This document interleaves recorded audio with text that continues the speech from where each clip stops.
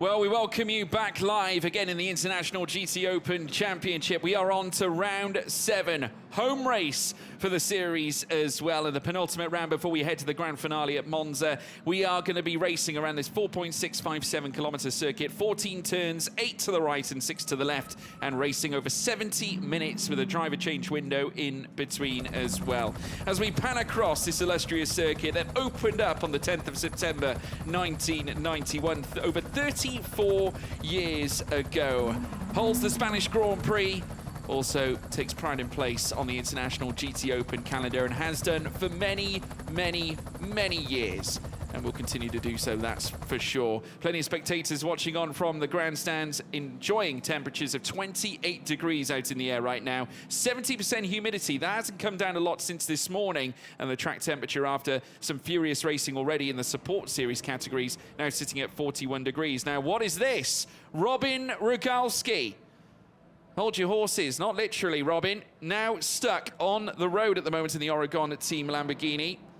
And the marshal just conversing with the other staff outside of the circuit. So a strange moment. Now, this is the pre-grid. This is where they come through to join the grid. This isn't even the formation lap. And my goodness, a tyre failure. The rear right ultimately failing. And the car coming to a thunderous halt. You can just see there, wow. It's buckled away on the rear right-hand side. Well, that's some high drama for you folks to kick things off. George Morgan here in the commentary box. And joining me, Ewan Dunlop. I was talking there before I was introduced. I do apologise. Yeah, that was the wheel coming off, wasn't it? Not just the tyre. That's absolutely crazy.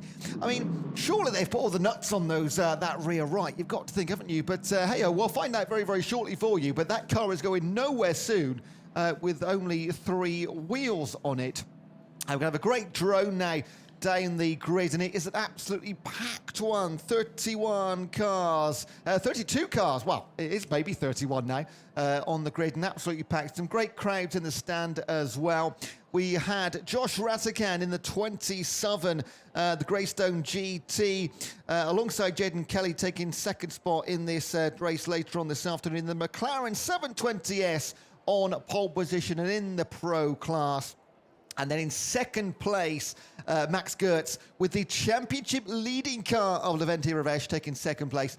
And third on the grid, Fabian Schiller in the number 9, down in 8th place in the championship right now, but looking for their first win of the season. 2 third places they've had so far. And then Yannick Mettler first in the Pro-Am classification and joining Fabian Schiller on the second row of the grid in the 54. That's the CBRX by SBS. He'll be alongside Dexter Muller in the Mercedes AMG. And look at this for an audience we have. This is obviously on the grid. It's absolutely packed out there right now. A great view down the 1 kilometre start-finish race of the Circuit de Barcelona, Catalonia here. Under the 28 degrees we've just hit on the temperature gauge. And that's been it for about the last 3 hours or so. The track temperature just nudging towards 41 degrees. We have just had another race here. It's been a packed schedule. It has been absolutely beautiful. A couple of clouds in the sky, which as a Brit, I quite appreciate, to be perfectly honest, George. We don't have it very often, Ewan. I will be quite honest, but here in Spain, it's become somewhat of a constant. And just look at this, obviously just taking a look at some of the back markers, obviously Theovoldal Gisrasen and Torvalder Gisrasen, I should say, and Alfredo Hernandez at the rear of the order representing AM class. And it's a very busy grid out there at the moment, and various different manufacturers represented here. Of course, we've got to feature the new Corvette as well, the Z06, marking its first appearance as well. And we also welcome 2Cs Motorsport as well at the same time. Great to have them here with Charles Dawson and Mackenzie Cresswell.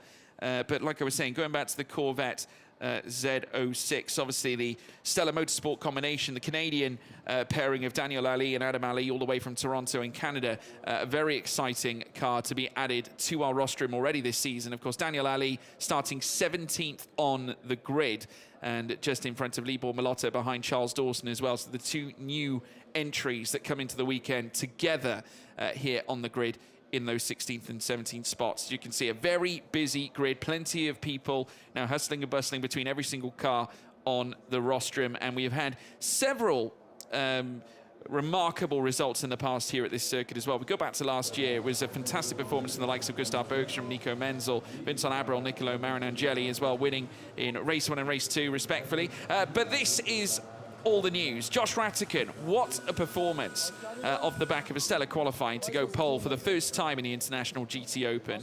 Of course, lines up alongside Jaden Kelly. Maxi Gertz on his return as well, alongside Levente Reves. Reves comes in still the championship leader on 105 points, 3 ahead of Christopher Haase and Simon Riker. Fabian Schiller managing at the very death of qualifying to stick both he and Anthony Bartone's car third in this classification. Also a great performance from Yannick Meckler and SPS Automotive Performance. They represent Pro-Am class, but Yannick, fresh from his trip to Japan, where he raced at the Suzuka circuit, home of the Japanese Grand Prix, of course, back at the International GT Open this time. And once again inside the top 5, Tom Leben, who was also showing some convincing prowess to position himself at least P1 at certain moments in qualifying earlier on this morning. We go back to our reigning champions as well. Simon Riker, Christopher Haase in Easterlent Racing Audi, starting 6th place at a track they think they're going to do well at here, Ewan.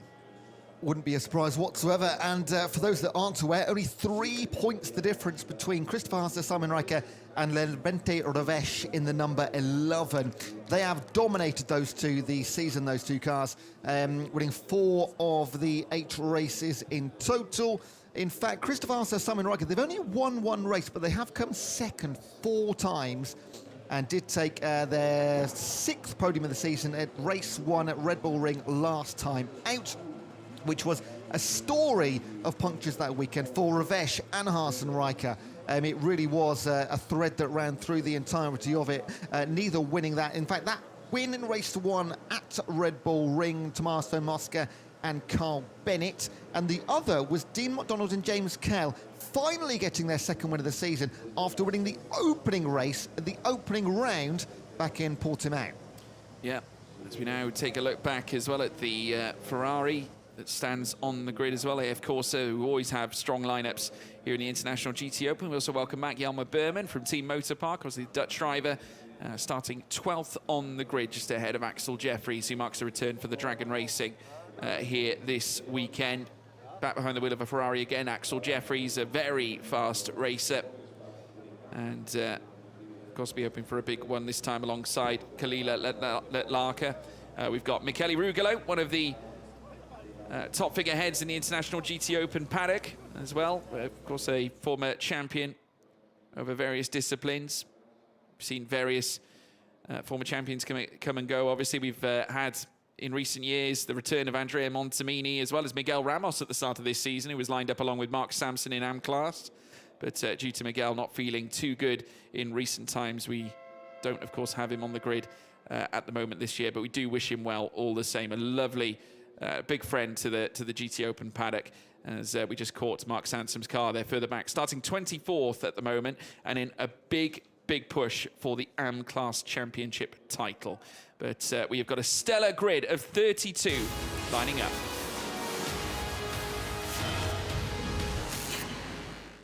Well, let's take a look back at what happened last time at Red Bull Ring. It was a big start for the BMWs that joined us. Of course, we had Zygo in behind the wheel of this one. Eventually, though, first and foremost, it was Fabian Schiller who made all at the very beginning. We then saw as well the combination of Tommaso Mosca as well making its way through the field, and Carl Bennett. And, of course, they were side by side then at the top of the hill once again, and Schiller going wheel to wheel. Eventually, Schiller dropping down through the order, through the roster, and Mosca then allowed free rein. And Carl Bennett, after his initial stint, they would later take it to the checkered flag and obtain their victory here at Red Bull Ring. The next race kicked off, race 2, and it was a busy one to kick things off with as well, as they came through Niki Lauda curve. The Elite Motorsport Ferrari was tangling in the initial. It was a big start as well for the ISR Audi pairing as well at the same time, and unfortunately it meant a stopper for the Easterlent Racing team, who had to come in after an issue. We saw also at the same time Greystone GT, who were looking to recover. We also saw a big drive from the Mirko Bortolotti in the Oregon team Lamborghini, but returning to the heights, James Kell and Dean McDonald, after a tricky run this season, taking their first victory since race 1 at Portimao. Here's how the championship now looks. It's the Ventira of S in P1 with 105 points against his name. 3 up on Christopher Haase and Simon Riker. Tommaso Mosca and Carl Bennett in third on 92, ahead of Tom Leben and Tom Empson in fourth. Mikey Porter and, of course, Zach Meakin further down.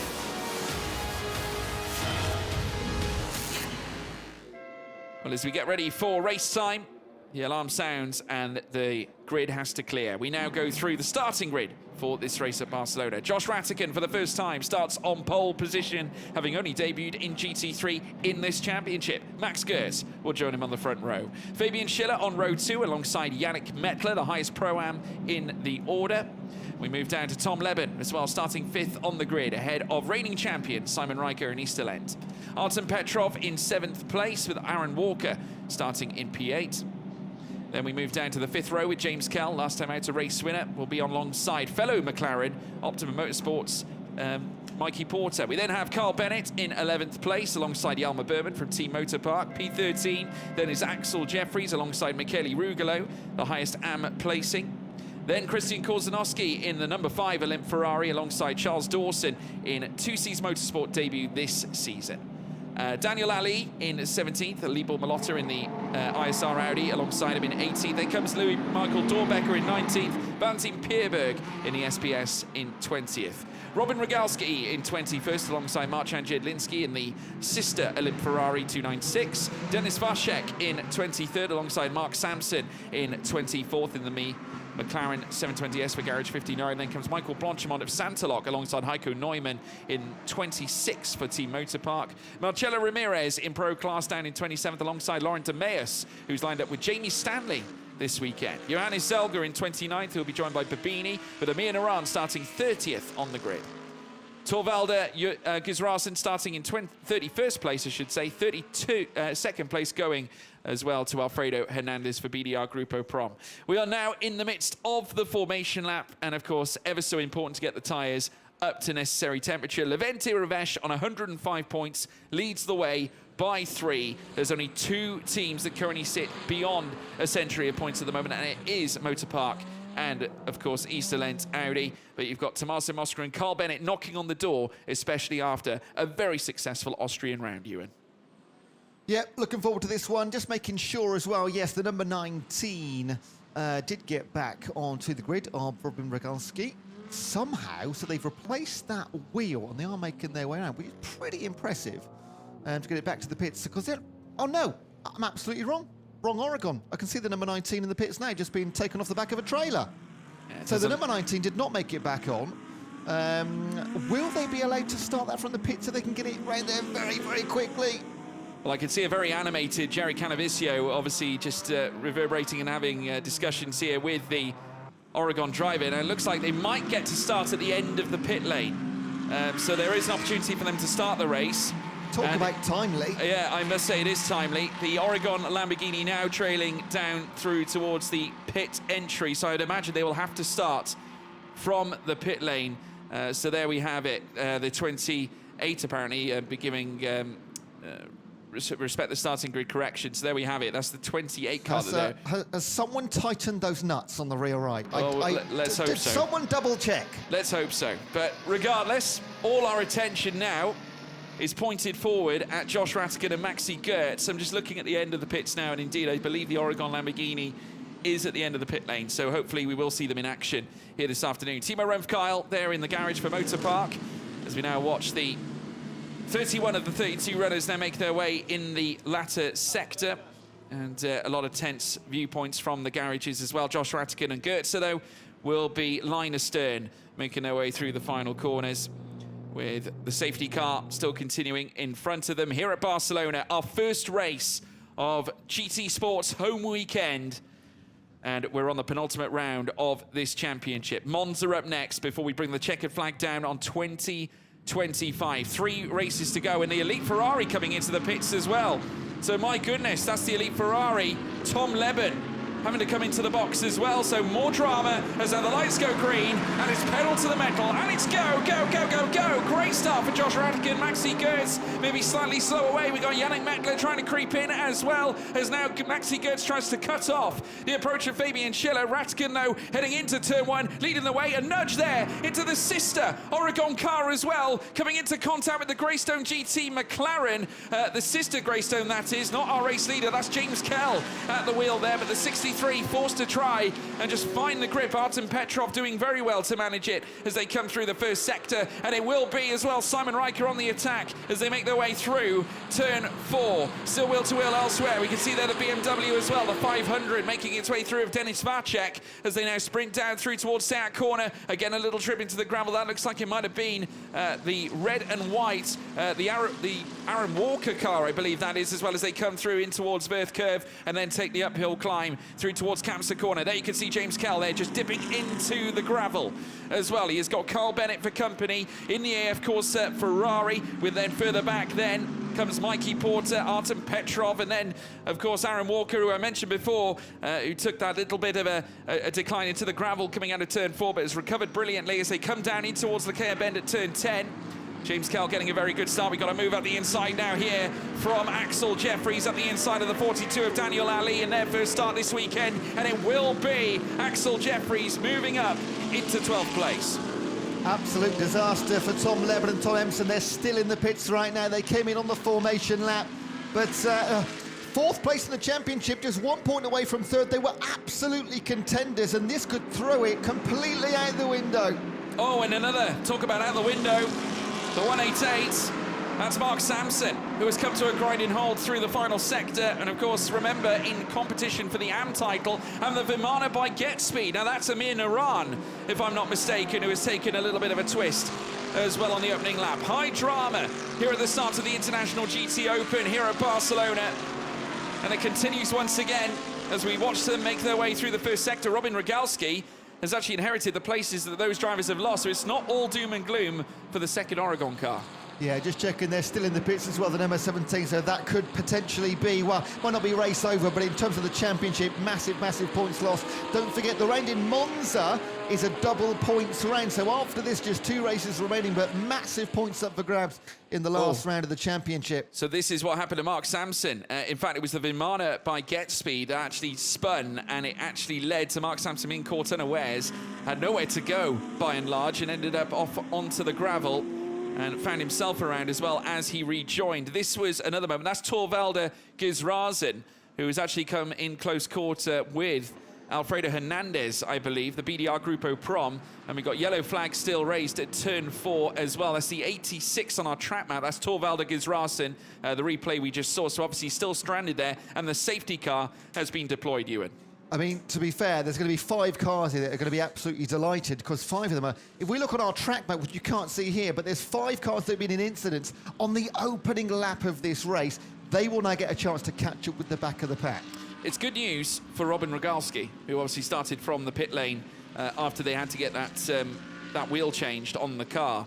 So it will allow him to catch up with the rest of the grid, and he is on the same lap. Whilst, of course, his issue was an issue regardless, it's a better issue than if you are Tom Leben right now, who is at the moment in the garage. Still stranded, yeah. And is likely still he's going to be lapped anyway. So that's a big problem if you're Tom Leben. It's not so bad if you're Robin Rogalski. You can utilise this now to close up to the back of Alfredo Hernandez.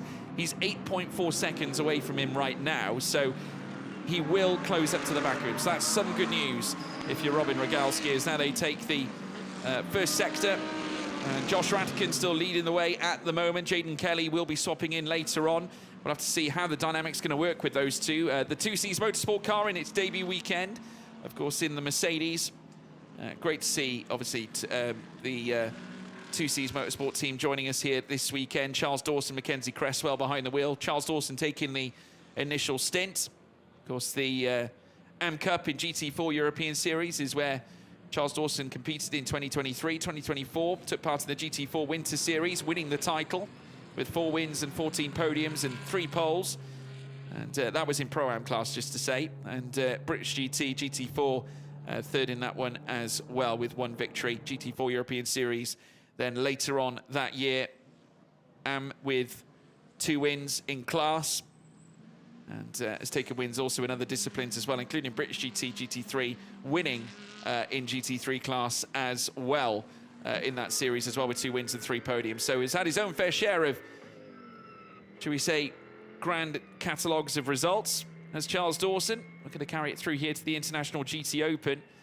Currently sat in behind Libor Milotta and well and truly inside this Pro-Am fight, and is trying to keep Louis Michael Dorbecker down in P17. Now, we just got a glimpse of the stranded Team Tour car.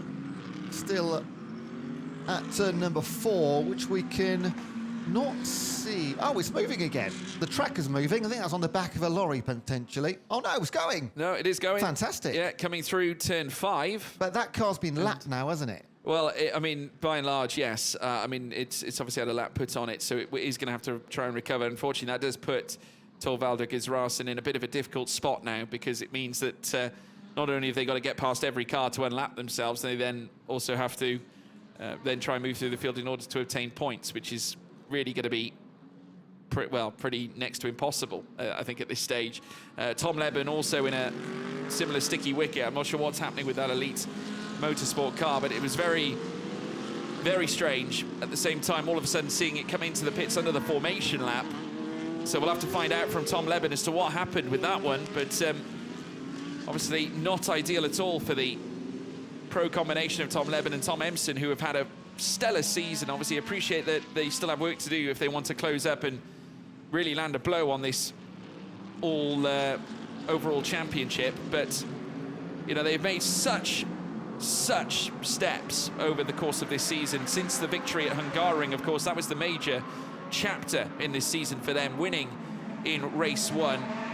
And did they just do it in style? And do you know what? The first, should we say, all the way up to race 2 in Paul Ricard, they have been strong. And obviously it fell apart in race 1 at Red Bull Ring. They can afford one more nil scoring round. Therefore they don't drop any points if they do that when the drop scores come round. So it could come to their advantage, but they will need a stellar race at Monza to pull something out of the bag here. Yeah, I'm just looking at Levente Ravesh, the championship leader. He's only going to drop 1 point right now at a non-finish at Red Bull Ring race 1 and a 1-pointer at second race at Paul Ricard.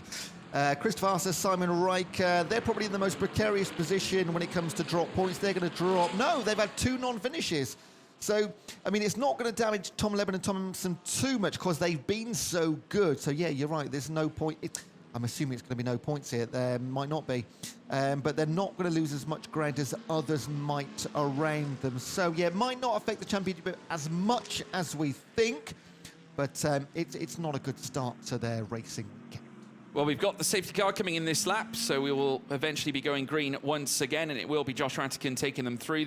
Obviously, Josh Ratican, who has taken this combination of himself and Jaden Kelly to pole position for the first time in their time racing in the International GT Open. Obviously, it would have been ideal if they could have created a gap to the car's back, but obviously it's very hard to gap Maxi Gertz, who carries a huge array of credentials as a professional driver.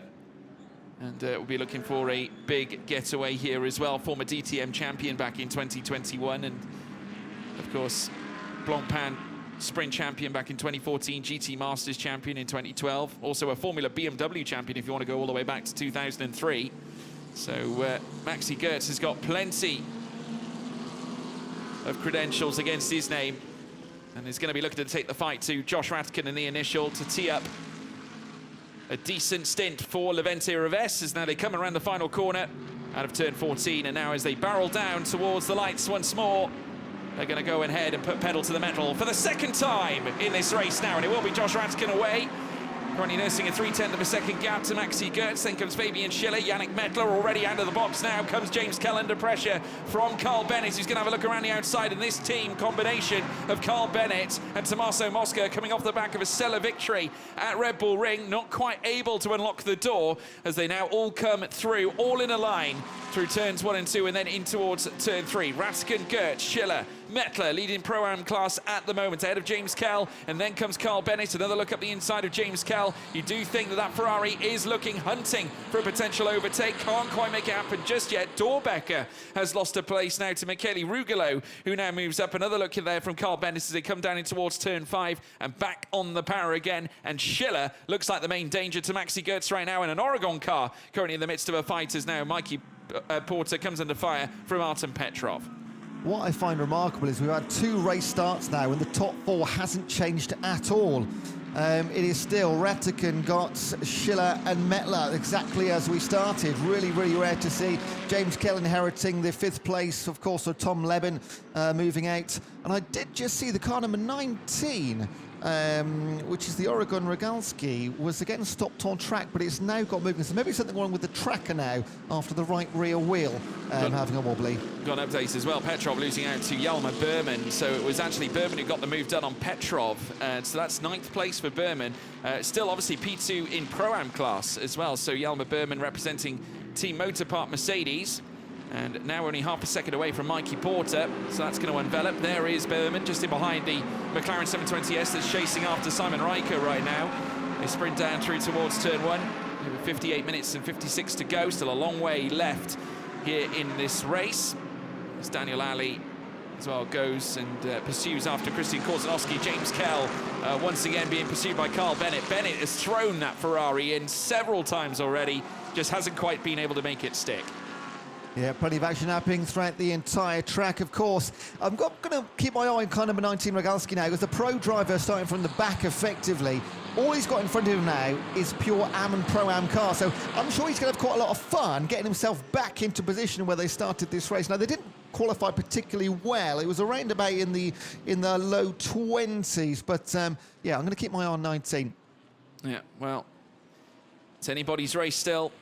Robin Rogalski profiteering off the back of the safety car that occurred. That's what brought them back, and you just hear the purr of Daniel Ali's Stellar Motorsport Corvette Z06.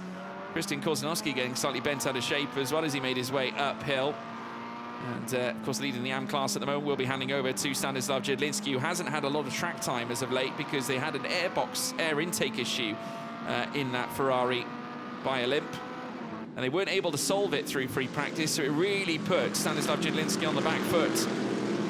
And obviously when his stint comes around, he'll be trying to get ingratiated and acclimatized to the circuit.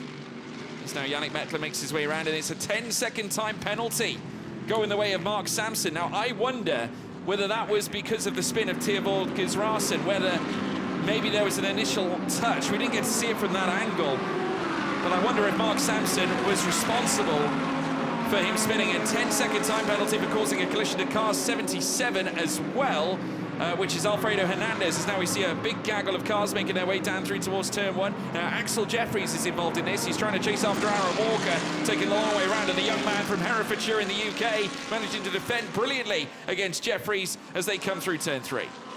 So the Pro and the Pro-Am all being full cordon as well. Kornizowski still leading the AM competition by some distance too, down in 13th place overall in the car number 5. Now that AM competition, as it stands right now, is being led by Gino Forgione and Michele Rugolo. They're on exactly 100 points, 2 points clear only of Mark Sampson. The rest, I'll be perfectly honest, it's just between those two now. There's over 50 points back to Alex West and Alfredo Hernandez. No. That's Robin Rogalski. That's the number 19. Not the right rear again. He's having a look at it, isn't he? My goodness me. They're looking at the front. They're going to be taking that car straight back to the pits. That is a disaster for Robin Rogalski. They spent time getting the new tyre on the car, sending it straight back out after the moment, coming through the final sector, obviously prior to us going racing, and now it looks like they've got a bigger issue at this stage. He was making up places as well. Yeah, well, he's gone as high as 30th, but that was only because, I think, of the spin from Theovold Gisrasen. Obviously, Mark Sampson getting undone as well, but it just really hasn't been a great start for that Oregon car at all. They still have Artem Petrov inside the top 10 at the moment, so it's not all lost yet for Team Oregon. You can just see them in the distance behind Mikey Porter. as it stands. And obviously Jelmer Berman just in front of Porter as well at the same time. The Easterlent Audi just making its way down towards turn 1 with Simon Riker behind the wheel. There is Josh Rattigan, your race leader, ahead of Maxi Goertz by 9/10 of a second. And then Fabian Schiller, who's now nursed a gap of 1.3 to Yannick Mettler, who's down in 4th, who's got James Kell then for company, but over 1.1 second. And I must say, credit to Yannick Mettler, in this Pro-Am race, this could put Dexter Muller, when he takes over, in a good position. Absolutely, yeah. And they're leading by, was it 3-car gap in between them, in the 74 Bowman, who's racing with Riemann Vos in the Mercedes AMG, the Dutch Team Motorpark car. And that is a favourable advantage for them. Then go back to 3rd in Pro-Am is Walker in the car number 6. He's alongside Steve Jans, of course, one of the Get Speed Mercedes.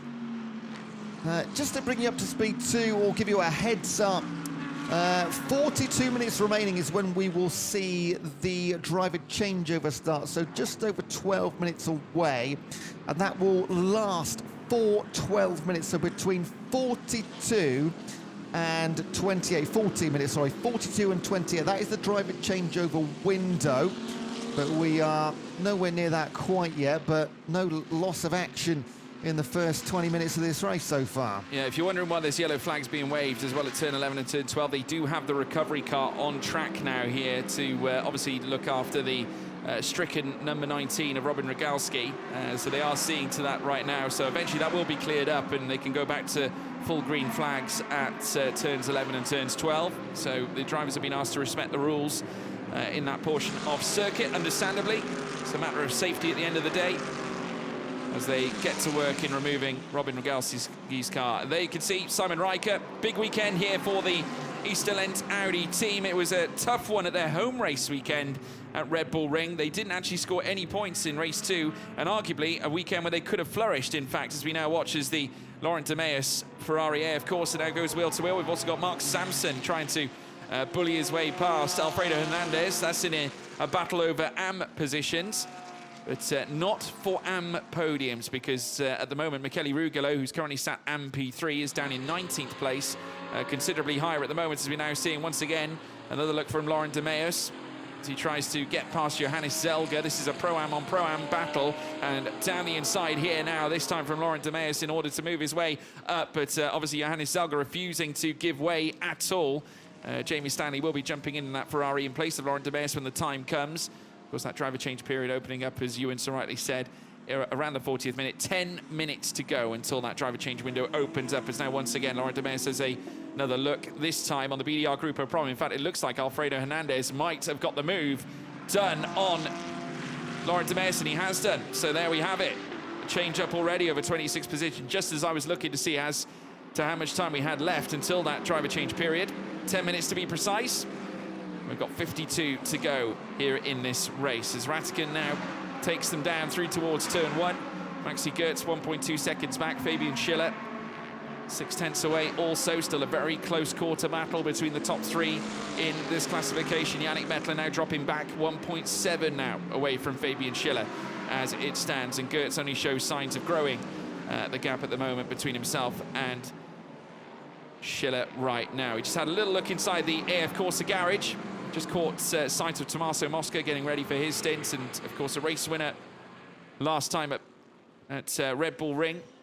He'll be swapping in place of Carl Bennett when the time comes, and Carl Bennett currently sitting pretty in P6. And I think Bennett and Riker, arguably their cars, both the AF Corsa and the Easterlent, could be the ones to watch when the driver change window comes in, because we know who's going to be taking over Riker's car, and it's Christopher Haase. Don't need to say much about him. We know what he's capable of. And of course, Tommaso Mosca, after a gallant display at Red Bull Ring, you'd imagine he'll be working at full confidence here this weekend. Yeah, we now got green flags again at turn number 11 and 12. So that car has been cleared off the racetrack. Just that quick view of Tommaso Mosca, see him taking on board it. Might have been a carbohydrate gel, it might have been a cheese sandwich, but either way, he's getting ready for his stint. We have heard throughout the day, I mean, again, it's gone above 28 degrees now. The drivers are struggling in the heat. They said in previous championships we've had, it is blisteringly hot, so they've got to prepare for those conditions. Fabian Schiller has set the fastest race of the lap with a 1:41.922. No surprise there. Now, they are currently in 7th position. Simon Riker coming back to, he and Christopher Haase, second in the championship. Now, we know there's 3 points between the top 2 teams, he and the Levente Revesh at the number 11 of Team Motor Park against the East Talent.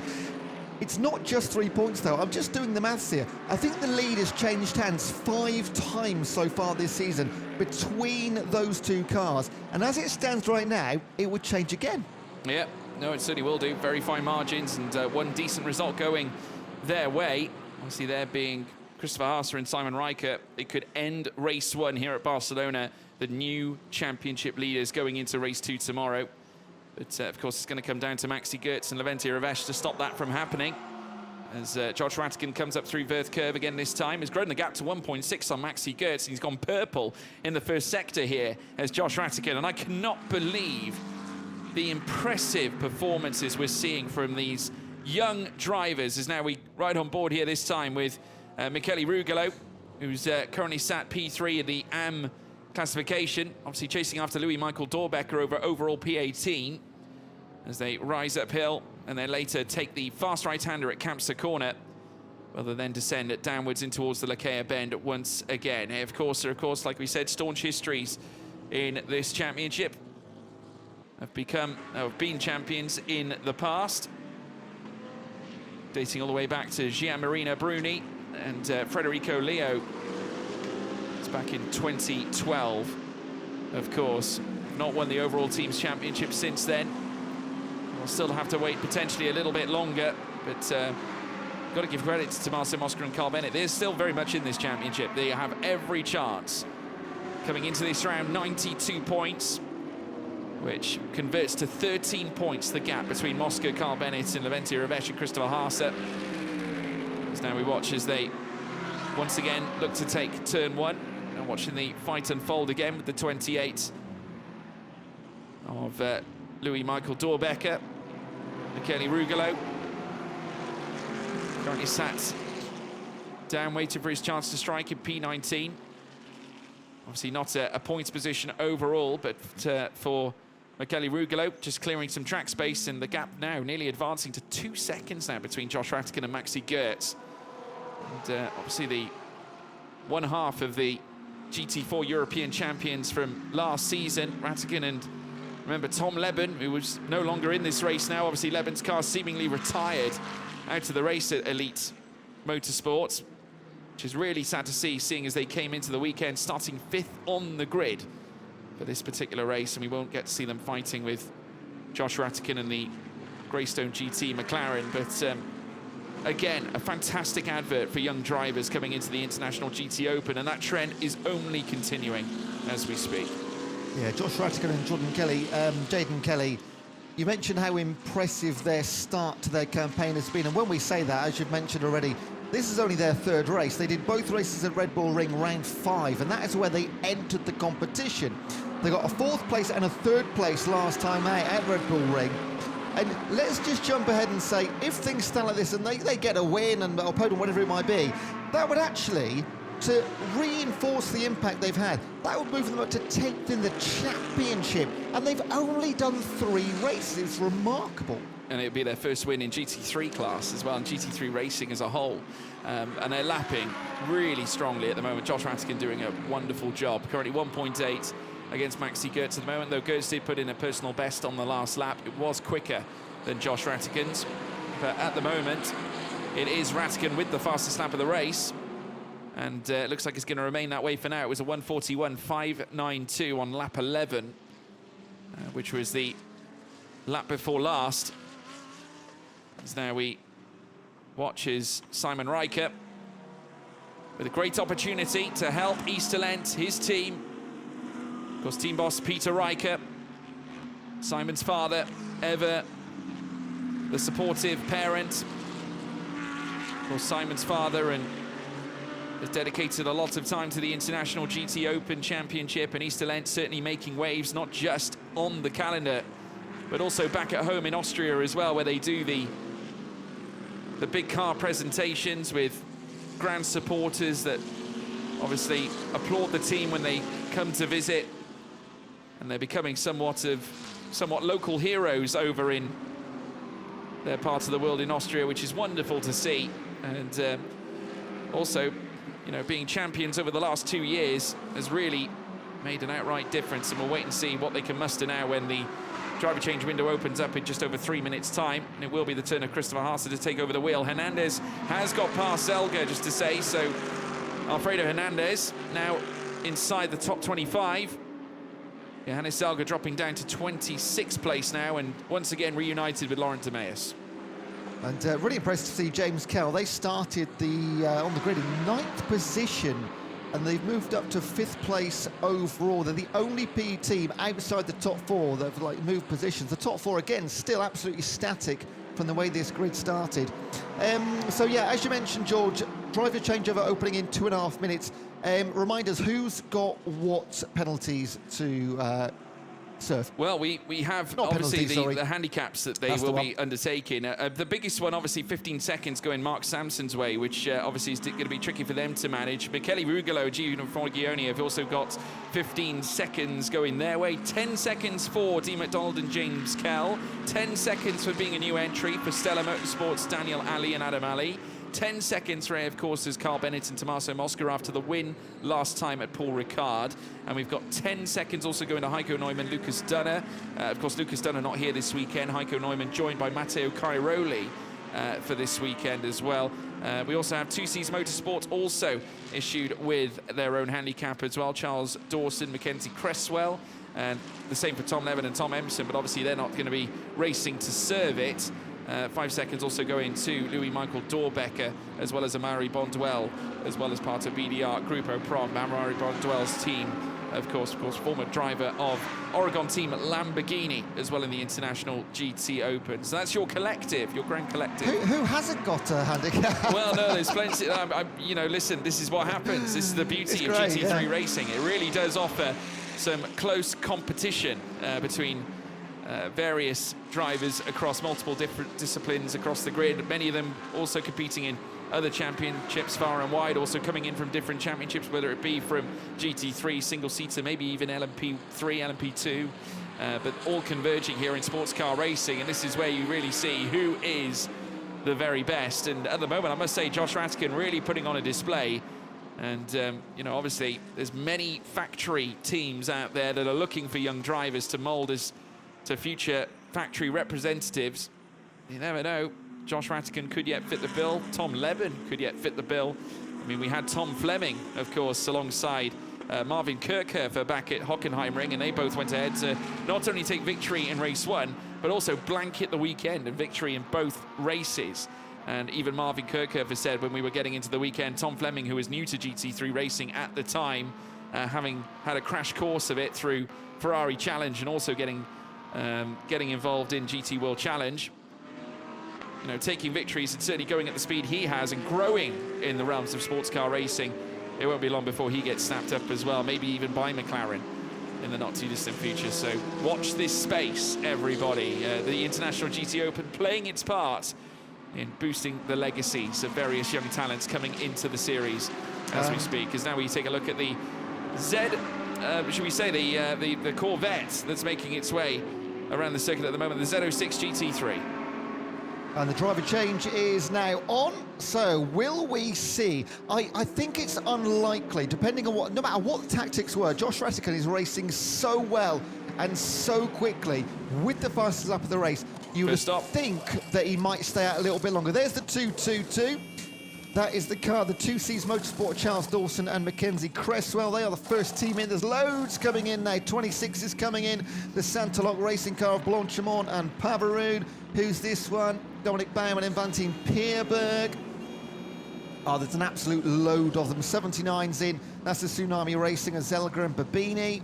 Of course, this will be mainly the Pro-Am change-ups as well, but also the Pro entry of Marcelo Ramirez coming in to swap in for Ralph Aaron, brother of Paul Aaron, of course, who is highly involved in the Formula One world these days.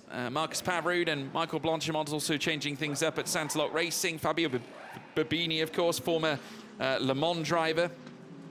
Now also venturing out onto the circuit, Charlie Hollings, of course, coming in alongside Mark Sampson, who has had several different teammates so far this season, including the great Miguel Ramos, of course, former International GT Open champion, multi-times over, and makes up the list of legends, along with the likes of Andrea Montemini and Michele Rugolo as well. We have also got changes at Team Tour as well in the pits as they look to get their car ready to go out for the second stint. Out goes Ralph Aaron. Still no movement yet from the Garage 59. It is now going to be driven by Charlie Hollings. Great to see Charlie back. Of course, fantastic driver hailing from the UK. As they wait patiently to head on out. Obviously no movements from drivers further up as in comes Simon Riker. No question as to why Christopher Haase at the ready, and I must say they're well placed for a potential big result here this afternoon. Going to be a fantastic second half of this race, taking full advantage. And there is the 33 also. That's the Greystone GT of Dean McDonald and James They've got Kell. 10 seconds to serve, have the Greystone GT. Now, Christopher Haase, no handicap to serve, obviously after the weekend at Red Bull Ring. That is the advantage. And we talk about these points, and you might ask why, but it levels the field. And when you say it, look at the championship. It works an absolute dream, these handicaps. They really do play an important part in making sure it's a level playing field. And when you look at the championship, there's, 4 teams between 12 points between them. It's absolutely wonderful. Yeah, obviously flashing lights there to 2C's Motorsport Treble 2 Mercedes, now being passed by the number 9 Fabian Schiller. Obviously that's a blue flag situation, and Schiller just making sure that the 2C's car of Mackenzie Cresswell allows the room to allow him through. So not a change for position, folks, just Schiller trying to get past a car that has already been through the driver change process. Of course, Schiller will be coming in very soon to swap over with Anthony Bartone, as you can see from the Skull and Crossbones livery. Of course, Bartone and Schiller have been a familiar pairing that we have had now season on season, as now in comes Maxi Goetz, ready for Levente Reves to jump into the car. That's your championship leader who will be jumping in now this time, and Schiller will take second place as a result, Mettler into third. So plenty of shuffling to happen over the next, 10 minutes still remaining of this driver changeover. Only then will we really understand the playing field of what effect these handicaps have had on the order of this race. It could shake it up quite a bit, most likely. But some drivers will not make that choice to go right into those pits until the very closing seconds. There is the number 27. Of Jaden Kelly, Josh Ratigan, our leaders, and they will continue to make their way around the track. And I think he's going to do that. Might get another 4 laps in at this rate, potentially. And if he's driving that fast, absolutely, why not? Yeah, doing a phenomenal job. They'll want to keep Ratigan out there for as long as possible while he's in the zone. Essentially, he's now coming up to some traffic that have already pitted as well. The ISR Audi just in front. That is now making its way around the circuit. Now, if I'm not mistaken, that is Philip Salicada down in 19th place, of course, chasing after Tommaso Mosca. Of course, Mosca in Pro, Salicada in Pro-Am. Sat 5th in Pro-Am at the moment, just ahead of Mackenzie Cresswell. Both of those teams, just to say, have made changes. The Mackenzie Cresswell, of course, for 2C's Motorsport Mercedes. As now we watch as the cars make their way down through towards the Leclerc bend at the end of this straight. Well, I'll meet turn 10. We've got the Olymp Racing Ferrari just further up the road as well. There is the 33, the sister Greystone GT McLaren that has already swapped out as well. Dean McDonald now in the seat, and in 17th, Christopher Haase, of course, ahead of Dean McDonald right now. You're talking 2 phenomenal talents behind the wheel of that car as Ratigan now flies through turn 3. And last lap was a 1:42.368. Compare that to his fastest lap, which was in the 1:41s. Towards the start of the race, is now into the pits. We have yet more movements. Looks like it's the 42 coming in next. That's the Chevrolet. And yes, the Chevy. Z06 and Adam Ali and Daniel Ali will swap over. So they are a guest entry this week. The first ever Chevy Corvette Z06 GT3. A British or Canadian brothers of a British Stella Motorsport team. And it's an absolute pleasure to have him. It's always nice to have a new car or a new model, new maker join us on the grid. And that is an absolute beauty. 7.5 minutes remaining of this changeover. There's your leader coming around one more time, just coming into turn number 10 and 11. And you'll see him, I'm sure, fly past the pit entry again in just a couple of corners' time. He will get, again, 3 more laps in or so. You've got to time it really carefully, because if you miss it and you go round, and he goes to 0, of course, whilst you're, even if you're re-entering the pits, it's going to cost you a lot in handicap and penalties. Yeah, straight on by, and he's still lapping. Last lap was 1:42.009, so just half a second off the quickest lap of the race so far. Did get a new blue time, 260 kilometres an hour top speed. That is only been beaten by Matteo Cairoli, who's down in 25th place with 261. Further to your point, Ewan, as well, if we look at Dominic Bauman's fastest lap, 1:40.887, that's the difference of new tyres right there with the changing of Michelin rubber that we've seen during the pit stop fray. And also, look at this, purple first sector for Dean McDonald as well. So now we're seeing the drivers that have already made their changes, whilst, of course, some see the advantage of going long and then putting in their co-driver in the car. Obviously now with the pro drivers that are coming in place of the first stint driver, they're now not only fast drivers, but they've also got the fresh rubber. So this is their chance now to eat away at the deficit, as now we see more driver changeovers. Louis Michael Dorbecker coming into the pits. Yeah, Dean McDonald in the 33rd. They qualified in 9th place. They did go up to 5th position when James Kell handed over. And I wouldn't be surprised to see them, as the last remaining cars over the next 5 minutes start to make their way into the pits. They will edge their way back up, but yeah, absolutely flying at the moment. Oh no! A spin for the 33. Now that is Dean McDonald. Yeah, who just set a purple time as well. Yeah, he was so quick on the fresh rubber, and now that looks like a moment that will send him further back from Christopher Haase. That is a disaster for Dean McDonald. Now, how far has he lost? I mean, Haase now up into 14th after Dorbecker has come into the pits, but that is heartbreak for Dean McDonald, and yet further misery on a season that has certainly gone awry. And lo and behold, Tommaso Mosca has leapt ahead of Dean McDonald, and he is also behind Philip Salicata as well. Major loss there for McDonald. Yeah, well, he was absolutely flying, maybe flying a little bit too hard. We might get a replay of that. It was really unfortunate. The Oregon 63 is coming in. That's Artem Petrov, qualified in 7th position. And we've got to say this as well, Ewan. We're seeing the GT Open debut of Francesco Simonazzi. Of course, former Euro Formula Open driver under the GT Sport banner with BVM Racing, of course, governed by Giuseppe Mazzotti. He's had some time in prototypes, LMP3, LMP2, LMP3 mainly, but now is feeling a need to move into GT3 competition, signing up with Jerry Canavisio's Oregon racing team. Fantastic to see Simonazzi back racing here. We will keep a very close eye on the Oregon team. Just the one car remaining of their two-car team, of course, after problems early doors for the 19 of Robin Rogalski. Hopefully see that car racing again tomorrow, because it wasn't like a major accident, but there was clearly something not right with that car, pulling to a side after about a dozen laps or so. There's the 222 of Charles Dawson and Mackenzie Cresswell. Just trying to hold off Dominic Bauman in the, they're fighting for 5th and 6th right now in Pro-Am competition. Now, the 27, does he come in? Yes! Into the pits goes our leader. So Josh Rattigan now coming into the box with 3 minutes and 50 to spare. Could have probably gone out around one more time. Could have, yeah. Decided to come in. Jaden Kelly will jump into the car instead, though. So the change will be undertaken at Greystone GT.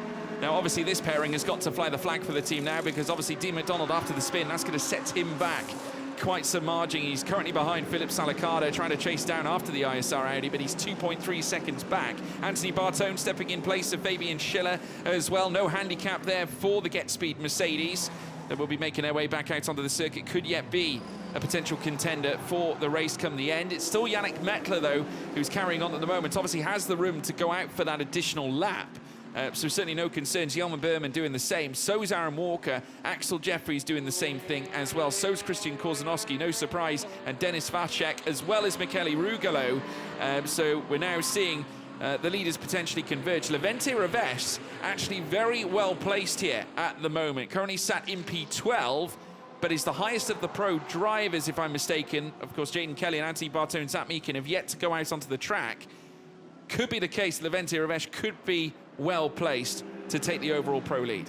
Yeah, just waiting now. We've got, what, 7 cars only to make their stop, so they'll all move out the way. So Kelly looking fantastic, leading the way of all the cars that have stopped, so looking wonderful for that team there. Ravesh has got it as well. Levente Ravesh has just come out in front of Jaden Kelly, so there we go. Great news for the Motor Park team. Christopher Haase getting past Zach Meekin as well, so now they're starting to converge, and Haase looking to close on the back, and we've got a car in the pits. That's BDR Grupo Prom undergoing their change, the 77 Mercedes, and that obviously belongs to, I believe, Alfredo Hernandez, and yes, it does. He's in the pits at the moment. Zach Meekin making his way out on the outlap at the same time. Carol Bash as well, stepping in at the same time, along with Marchand Jedlinski. After he made his stop, Carol Bash currently sat down in 24th. In comes Jelmer Berman. The 74 Mercedes, of course, looked after by Team Motor Park. Raymond Voss will jump in his place and will do the latter stint all by himself. We've got Stanislav Jedlinski jumping in for Christian Korzanowski as well. Kalila Letlarka will jump in as well in place of Axel Jeffries. Gino Forgione in for Michele Rugolo. And Antal Zygo also in the 500 BMW. Steve Jans hopping in place of Aaron Walker. Of course, they're in the hunt for the Pro-Am title at the moment. Just look at the steam coming off the front end of that Ferrari. That engine has been running hot all race long so far in very hot conditions. Yannick Mettler is only going to make this by the skin of his teeth. He's got 5 more corners to go, and there's 50 seconds left on the clock. He's going to be the last man in to the pits. He's going to be the only car remaining that has not made a pit stop, and he's going to make it by about 25 seconds. So timed, I'm going to say, perfectly. Well, regardless of how it looks, we've got a race on our hands, folks. Levente Ravesh leads the way, but the big question is, can he keep back Jaden Kelly, and can he keep back Anthony Bartone and Christopher Haase? Haase probably being the biggest red alert of them all at the moment. Currently down in 5th place, 4.2 away from Anthony Bartone. Haas is going to have to run just like the hare in this situation. Francesco Simonazzi now ahead of Felipe Salacada at the moment, with Letlarka currently in the pits, awaiting to depart from the pit lane. Dexter Muller now looking to jump in place of Yannick Mettler, who's been leading the race right through so far, finally coming in after that last stop. The final seconds of the driver change window. It is now finished. And a warning going out to the 777 Ferrari, Olymp Ferrari of Carol Bash for flashing. Obviously flashing, he's being told, is not allowed. And quite rightly, it shouldn't be either. Now, they've got no penalty, so with a 65-second stop, they had a 64-second advantage. They're going to come out pretty much between Kelly and Bartone-ish, depending on, obviously, going to lose time on the lower speeds coming into and out of the pits, but they're going to come out right in the mix here.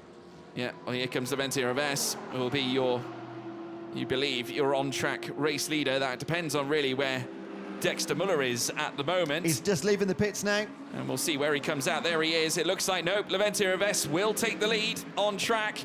Dexter Muller won't worry about that, though. He's more concerned about Felipe Salacada down in 9th, because that is the Pro-Am battle as we're currently looking at it. Here comes Christopher Haase. He must come out in front of Muller. Doesn't want to be kept in behind the Mercedes right now. But Muller, a successful pit stop here for the SPS Car Barn Mercedes as it rejoins. Fantastic stint by Yannick Mettler, fresh from Japan. And now they're going to look to bring this home in a Pro-Am win position.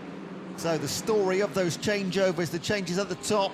They got the jump, Levente Ravesh on Kelly to take the lead by 3.5 seconds. So the championship leader leading the first round in Barcelona, looking for his first win since race 1 at Paul Ricard, and 4th overall in the season. All going well right now for the team Motor Park of Ravesh and Goetz. Yeah, Jaden Kelly not closing either. He's actually lost 2/10 on Levente Ravesh right now. We've now got the 500 BMW of Antel Zygo being closed up upon by Marcus Pavarud. And we're riding on board now with the Santaloc Audi R8 LMS as it cruises all over the back of the BMW M4. As they now sprint through the Turn 4 section. the M4 GT3 Evo. As they now look to go late on the brakes, who's going to be bravest? Anton Zygo just positioning the car in all the right places, keeping Marcus Pavrud in behind. But that Audi, very palpable around this Barcelona circuit, as has been told to me by the Easter Lent Audi team as well. At the same time, they've highlighted Barcelona as a huge opportunity for them. And Santalok might think the same as well, as now in comes Pavrud. A look up the inside again, coming through Kamsa. Just see the glare of the sunlight as well, folks, coming through the windscreen. We can barely see it on our side, and I'd imagine it's probably tough for the driver, especially with the visor as well. Another late look there from Pavrud. Anton Zygo having absolutely none of it, and will remain where he is right now, with Pavrud forced to wait in behind. Yeah, lost a little bit of time there as well, but right up against him on the bonnet on the turn number 13, down towards the start-finish straight in just a moment. Coming through the double right-handers for bringing in into yet another lap. Mackenzie Cresswell has passed Kalila Letlarka. There is your race leader, Levente Reves. 3.8 at the moment, ahead of Jaden Kelly. That gap has gone out by another 0.6 again. So I must say, Reves looks strong out there in Barcelona. Would have raced here numerous times in single-seaters. Of course, a former Euro Formula Open driver. Decided to move into GT3 competition at the end of last year. And I must say, how about winning a title in your first season in GT3? Pretty nice, yeah. Christopher Haase in 4th position. For the time being, this needs to be damage limitation in terms of the championship. They're only 3 points behind right now, but they do not want to lose. What's this replay here? This is coming the up the inside of the BDR Grupo car. That's the BMW, the Racing Trevor. Obviously now being moved up upon by the Santalok Racing 26 of Marcus Pavrud.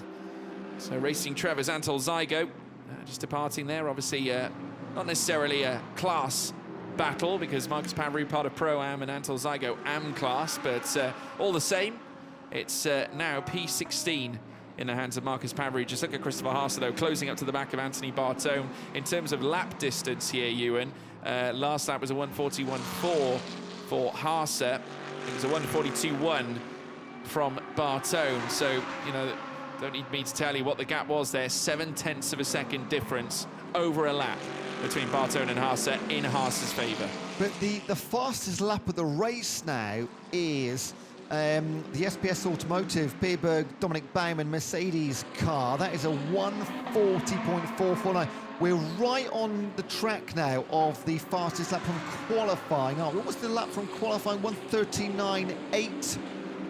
Yeah, 1:39.9, 1:39.8. So we've not been sub 1:40 yet, but we are edging closer with these new tyres that have come onto many cars during the changeover. But of course, they'll start to fall off the edge now. We might not get any quicker than we've had thus far. We just saw Laurent Demeus there in the garage after his stint. He handed over to Jamie Stanley, who had 2 Kit Kats in hand after the back of the free practice session, and they've had their own fair share of challenges as of late. Obviously, Jamie Stanley's words to me, George, I needed a pick-me-up. And if you want to have a break, have a Kit Kat. That's exactly what Jamie Stanley did. 2 of them in hand, and no question, ate the pair as well. In fact, he was very close to eating Laurent Demeus's as well at the same time. As we now have another look here for the ISR Audi. Once again, this is the 75. Now, this is the 63 of Francesco Simonazzi, coming toe-to-toe now with Philippe Salacada.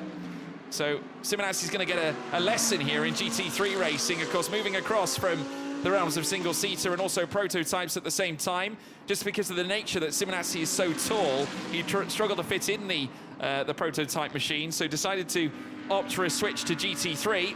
I know he's going to get a crash course here this time after going toe-to-toe with Philippe Salacada, as now we have a look at the 51 of Tommaso Mosca, having a little look all over the back of Zach Meekin over P5. And on the back of this bunch is, of course, Dexter Muller, who's likely to have been overtaken by these two. But Muller's not going to mind that, because his concern is Philippe Salacada, and at the moment, Simonazzi is doing him a favour right now over that Pro-Am lead. Yeah, that chasing of Simonazzi is because he wants to get up the road to Muller. They're chasing the first place in the Pro-Am competition. Yes, there is a big 10-second gap between Muller and that fighting pair, but the sooner he gets past, the better. So the top 6 now, all Pro competition cars, and potentially soon to be the top 8 or 9 too. Coming up through Verth. Dean McDonald down to 10th now as well. Such a shame with that spin.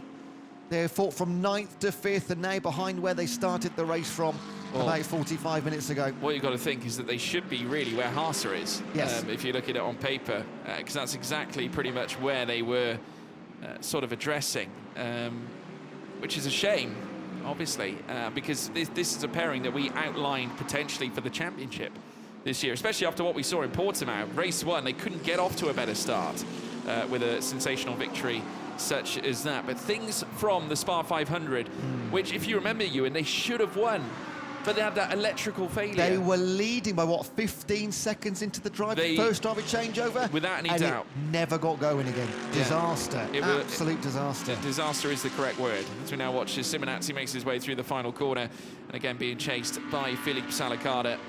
And down through towards turn 1, they will race. Salakada, obviously part of the Pro-Am contingent, just wants to get ahead of Simonazzi to focus his efforts on Muller.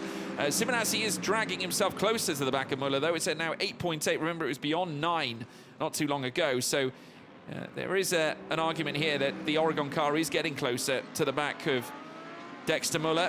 So whether Salakada wants to be patient or not and just allow Simonazzi to drag him, because if he closes at this rate, by the time we end this 19 minutes and 30 stint, it's very likely we are going to see a battle for the Pro-Am lead. I think that's a really good shape. Yeah, they're edging probably just half a second a lap or so. So, yeah, it will be really, really tight. Regardless, he has to get past him. But Dexter Muller, 8.3 it was. Yeah, another half a second gone there just in the last half a lap or so. So Salakada, I think more than not, he'll want to get past as soon as he possibly can. But Simonazzi, as you say, new to GT3, he's having a great time out there, very much enjoying himself by the looks of things in the Oregon car. Well, he'll be taking the qualifying as well tomorrow morning, will Francesco Simonazzi, the Italian stallion, as I like to call him. And over the course of the last lap, it was a 1:43.682. If you want the narrative, folks, in comparison to Dexter Muller's laps, Muller lapping a 1:45. So at the moment, we're talking nigh on 1.5 seconds a lap difference between Simonazzi and Muller right now. So, you know, and I must say, Salakada lapping, if not the same, by very little less. You know, so if anything, I'd say that Salakada at this rate, if it's 1.5 every lap here and now, then you're by and large talking probably in the next 5, maybe 6 laps. It's growing again. It's back out to 8.8 now. Muller made a mistake then. 8.2. I mean, looking at it, it was a 1:43.5 over the last lap. Simonazzi did a 1:43.5 as well. So, yeah, may have been a mistake there from Muller. So it's not as if it's a trend here for Dexter. He's actually lapping really strongly, Dexter Muller, based on what we're seeing right now. So clearly just a one-off. We won't let that tar the potential victory that Muller could get here in Pro-Am, but he's going to have to try and keep this bunch back. As we now take a look at the drivers further back, we can now see Steve Jans and Dominic Baumann coming together. Of course, this is a Pro-Am on-track fight.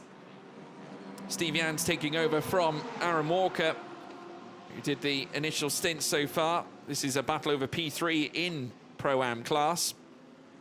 Baumann just nestled in behind Steve Jans at the moment. So we take a look towards the front end and just look at the time now between Rivest and Kelly. That is still going out, and Anthony Bartone, in actual fact, has closed up to the back of Jaden Kelly. And being brought into this is Christopher Haase as well, who's now in the midst of traffic. And he's got himself stuck behind one of the BDR Grupo Proms. Now, if I'm not mistaken, that could be Alfredo Hernandez, and it is Alfredo Hernandez. So Haase needs to get past ASAP if he wants to at least land a blow against Bartone. Bartone giving a reprieve here with this sister Mercedes just in behind us. Now we watch as Haase has a look up the inside, past the back marker, and that will give him the clear air that he's looking for to pursue after Anthony Bartone. Now, Jans and Baumann, 11 and 12, they're fighting for 3rd place in Pro-Am. They're actually fighting for the lead in the Pro-Am Championship. There's only 2 points between them right now. Aaron Walker and Steve Jans lead Pierberg and Baumann by 2 points, but there's 2 points difference between 3rd and 4th. So whoever wins or whoever comes 3rd, if Baumann can get past Jans, they'd actually tie for the top of the championship after this first race. Oh, it's the 88. That's Kalila Letlarka. Yeah, in the Intra-Africa Racing by Dragon Racing car, and that is a precarious place to stop your car. Wouldn't park there. Yeah, the 88, part of Dragon Racing by Into Africa. Kind of similar positioning to where Mark Sampson was, in fact, earlier on.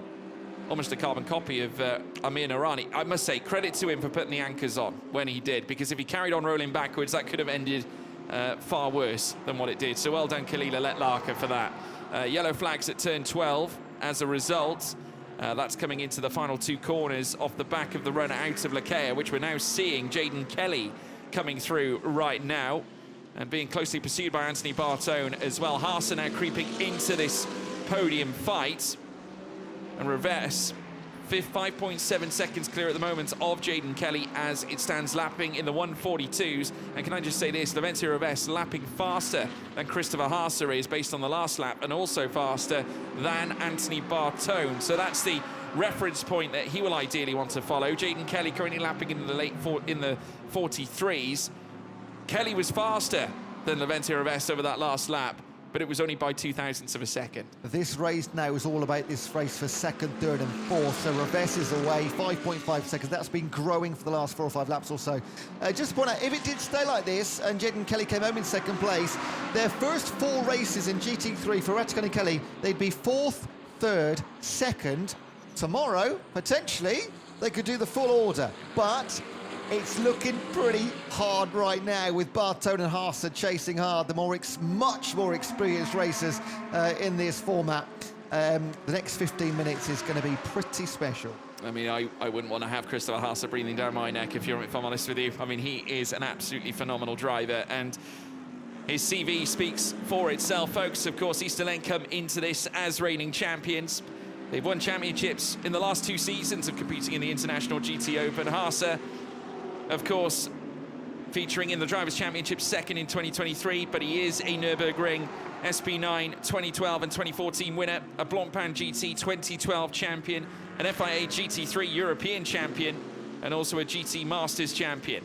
Now, Haase has won everything. I'm sorry, George. Front right of Christopher Haase's car, there is some trim. Just no! no! Simonazzi caught by what looks to be Philip Salicata. They all got tangled as they made their way past Stanislav Jedlinski.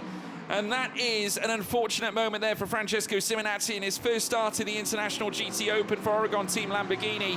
We've also got the 188 of Charlie Hollings looking to move through as well past Gino Forgione. But that is a heartbreaking moment for poor Simonazzi as we now watch the front runners. And now we've got Haase all over the back of Anthony Bartone and half a second away. Let's take a look at this again. Philip Salicata, oh my goodness me. Now, I will be honest, I wouldn't be surprised if Salicata gets a penalty for that. Yes, I mean, it's a strange move on the apex to move out to the right that far, that quickly. Yeah, Simonazzi, an absolute passenger in that collision, unfortunately. Yeah, it seemed like he missed the braking point altogether. Philip Salicata coming in really hot to that portion of track, and you know the pinch point is so tight around Seat Corner as well. And Simonazzi was almost an innocent bystander in that situation. But we'll see what the stewards decide. Obviously, it all comes down to stewards' decisions, folks. As we now watch Laventia Reves make his way through Campsa Corner. 4.6 ahead of Jaden Kelly. It's 1 second back then to Anthony Bartone from Mercedes representing Get Speed. And Christopher Haase now all over his tail. And Haase chasing a potential podium here and all over the back now in the #1 machine. That, like we said, has won titles over the last 2 years. A Drivers' Championship last season. It was a Teams' Championship as well. Of course, thundering one in as well back in 2023. Haase determined to win a second International GT Open Championship himself as a driver. As they now come through the final corner here at Barcelona. Usually this track is the finale. Of course, that has gone to Monza.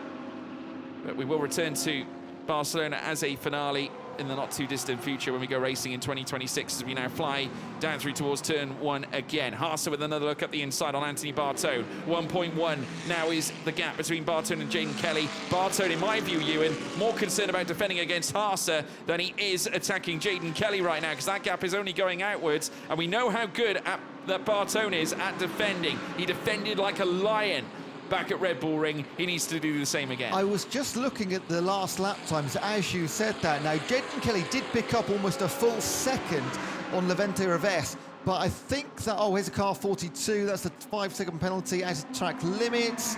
That is the Daniel Alley and Adam Alley who have in the Chevy Corvette. But back to those times, did to pick up a second, but that was probably more than not just Revesz not cooling off there a little bit. But with such a fantastic lead, it's still coming down though. 4.3. Look at this. Haase up the inside, coming through Kamsa corner now, and Bartone going out wide now, has skipped into the gravel trap. But I must say, that was a fantastic effort. The momentum in Haase's favour, climbing the mountain out of Verth Curve and through Kamsa corner. Easterlent then struck. Let's have a look at the replay again. It was an uncomfortable run out of Verth there for Anthony Bartone. Haase capitalised up the inside. He made that move stick, moving up the inside. Plenty of room for the pair of them. And coming out of it, it's Christopher Haase. Haase the Hare up into third place and now chasing after Jaden Kelly. Not just important for the race, but important for the championship, with Levente Revesz leading the championship by 2 points. They really can't afford to lose any more points, and now coming up towards back markers. So Jaden Kelly's got around the back markers so far, and now Christopher Haase flashing his lights to almost a submission to get past on the inside. Does so. Does Bartone get through as well? Yes, he does. Good work from that back marker. Yeah, full credit to Gino Forgione for letting Haase through there. Obviously now Haase focused on one thing and one thing only, and that's Jaden Kelly further up the rostrum. There you can see another little look here from the 188 McLaren. That's further back. That is, of course, Charlie Hollings. Still at the wheel of that one after taking over from Mark Sampson. This could bring the order down a little bit. The more and more traffic they meet, Jaden Kelly has got to try and make his way through them. But whether they let him through is a whole other deal.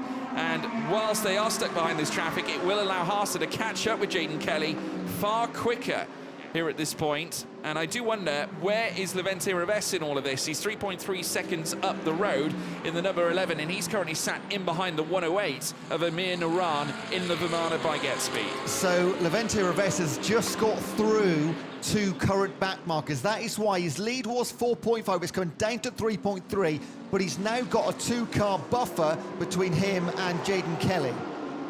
Yeah, so looking strong at the moment, just using the back markers to his advantage.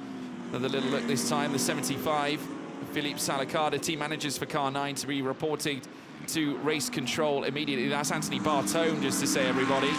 So that's Get Speed Performance, Adam Osaka's team, that are being called to race controllers. Now Salacada and Baumann go wheel to wheel. This is a Pro-Am battle over Pro-Am P2, and Baumann going for the up and under as they come through Lakea Bend, and that is beautiful from Dominic Baumann. Stellar stuff as he moves past Philippe Salacada on the run up through back Sabadell, and now down through turns 13 and 14, and Baumann up into Pro-Am second.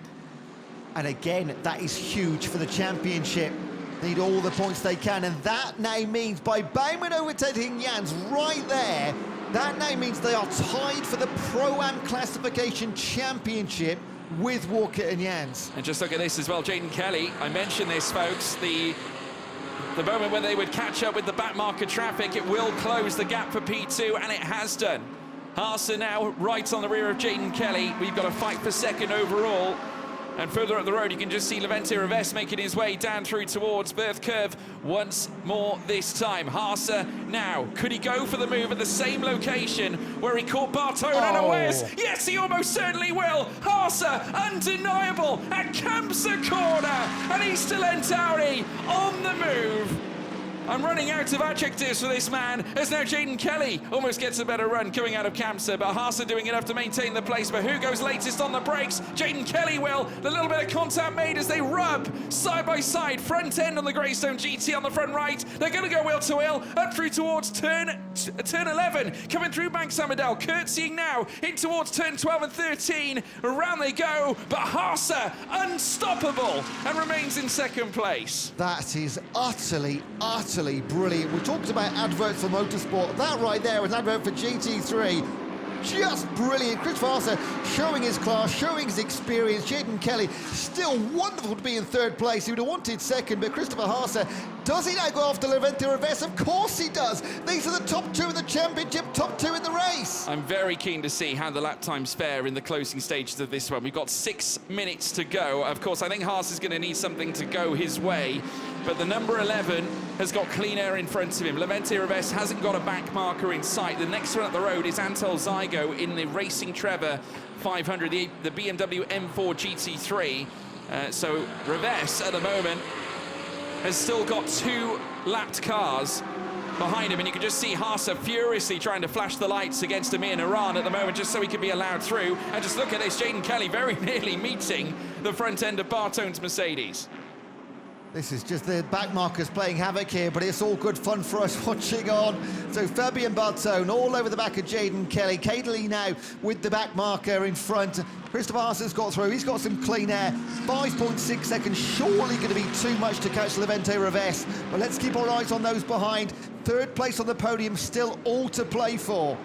Yeah, in comes Jaden Kelly now, looking to move past Amir Naran. My goodness, and he's running wide, he's overshot the corner, and Bartone goes through as a result. Oh, dearie me, after all the work that Josh Rattigan pulled off as well, that's really unfortunate for Jaden Kelly. Obviously was too keen to get past Amir Naran, went late on the brakes, and Anthony Bartone, he wasn't going to make a mistake, he went straight through. And now he's the one in position that needs to try and get past Amir Naran. There's going to be some big blue flags here in a moment. That car's got to get out of the way, the Mercedes. Got to let Bartone and Kelly through. They are racing for overall position in the race. And they have. He's signalling to the right-hand side, so well done eventually to the 108. That is, of course, Amir Naran in the Viana by Get Speed. And they do go through. Now they can race again with a little bit of clean air this time. Yeah, 4 minutes and 30 left. It's now 5 seconds between Reves and Haase. Over the last lap, Haase was quicker than Reves by 0.4 of a second. He needs more than that, though. He needs to almost close by about 1.2 seconds a lap to be given a chance here. And he'll need Reves really to make a mistake, which is very unlikely. Obviously, we know how good these pro drivers are, but anything can happen. Of course, any driver. We saw Dean McDonald spin in the opening, well, towards the start of his second stint. But high drama here at Barcelona. Reves trying to take this one home, probably trying to nurse the tyres as well at the same time. As we now take a look, oh my goodness me, a car going off into the grass. Now that's Jamie Stanley, if I'm not mistaken, losing out to Fabio Babini in the process. As now we return our eyes to Christopher Haase, who's now caught up with the back of Charlie Hollings. So we'll be hoping that Hollings will oblige and allow him to go through in a quest to close up on our race leader. Bartone now starting to pull a little bit of a gap ahead of Jaden Kelly, now to 0.6 of a second to try and rubber stamp that P3 position for both himself and Fabian Schiller.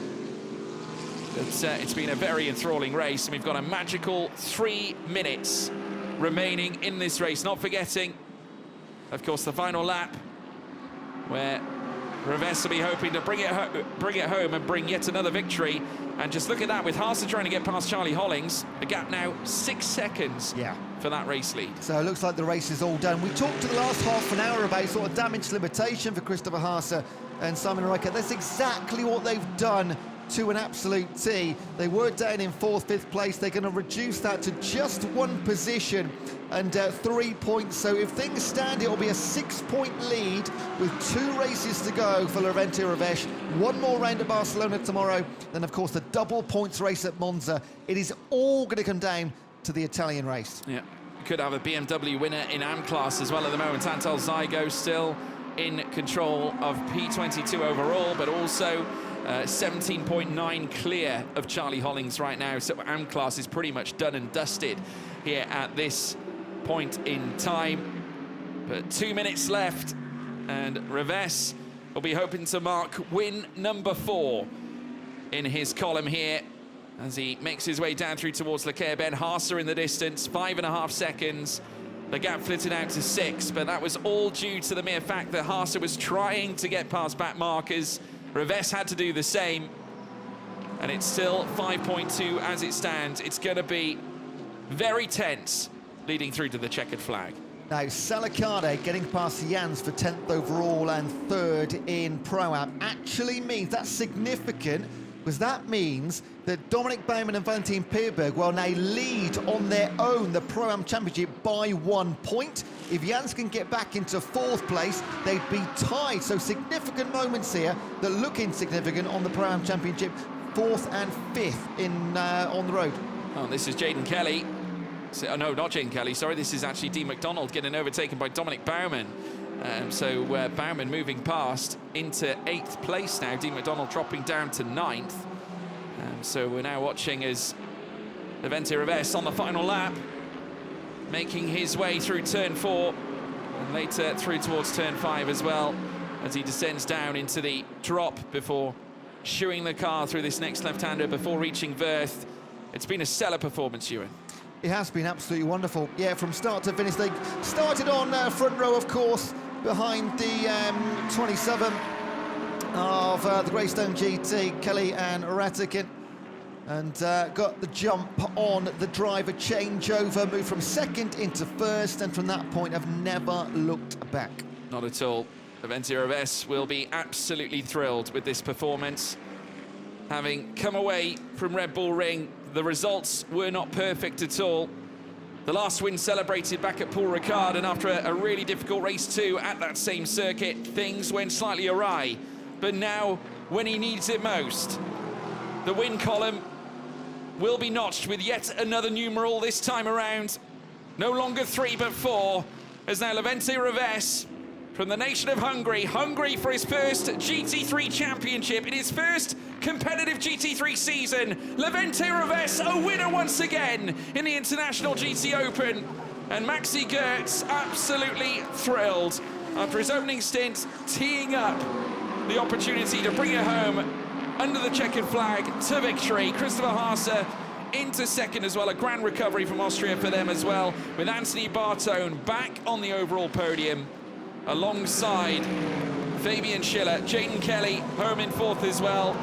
A podium gonna miss for the Greystone GT team. Zach Meakin home in 5th for Optima Motorsport. 2 McLarens, Linus Stern in 4th and 5th, with Tommaso Mosca down in 6th. And a win for Dexter Muller and Yannick Mettler in Pro-Am class as well. They finish ahead of Dominic Baumann by a second coming across the line. Well done to the car barn by SPS team. That is a magical moment for them. They'll be absolutely delighted with that fact, and I believe this season that is their first win of the season in class. And also in AM class, it's Antal Zygo and Racing Trevor, of course, car number 500, and finishing in 22nd overall, but winners in AM ahead of Amir Naran and Charlie Hollings down in 24th here, Ewan. Yeah, fantastic throughout. Oh, really good Fabio racing. Babini. That's, was that before he crossed the finish line? Must be. Goodness or me. after, that must be after. Oh, I don't know. No, side by side with Charlie Hollings, this is. And in fact, Hollings, remember, was in second in AM class. I don't think Hollings actually suffered a spin, but unfortunately, not Hollings, sorry, Jamie Stanley, I should say, in Pro-Am class, not Charlie Hollings, I do apologise. Yeah, side by side. Babini was running 21st overall and about 8th in Pro-Am. Yeah, and now he's toppling down the field, look. He will not cross the finish line now. Yeah, he will not cross the line, unfortunately. Fabio Babini crashing out of that one, but it's a win for Laventia Revesz. He's back on the top step for the first time since Paul Ricard in race 1. He was a winner at Portimao in race 2. Of course, back then it was with Matteo Cairoli. And the first time both he and Maxi Goertz were united together was back at Spa-Francorchamps, winning the Spa 500. But it's win number 4 for Laventia Revesz and Maxi Goertz.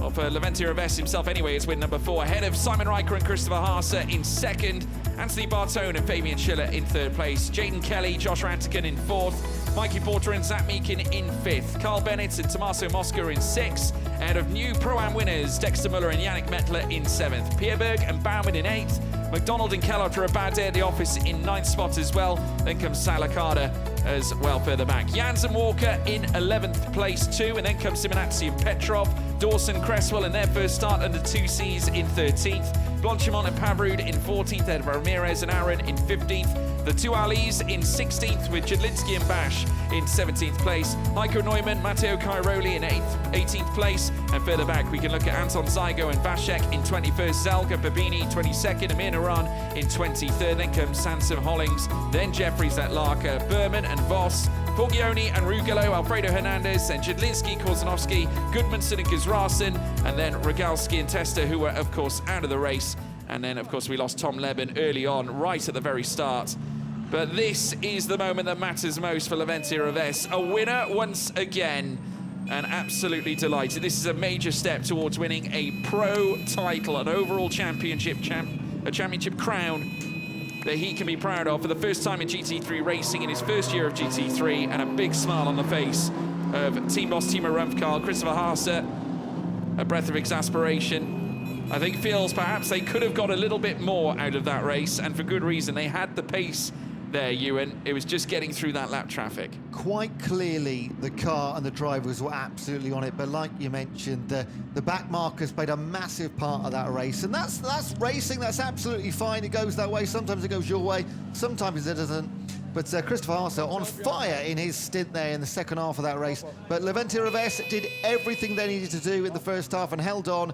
Wonderful racing from start to finish. And I think it's really nice, actually, the top two of the championship with the top two steps to the podium keeps that a very close championship battle going. Well, let's run through the top three. Anthony Bartone and Fabian Schiller.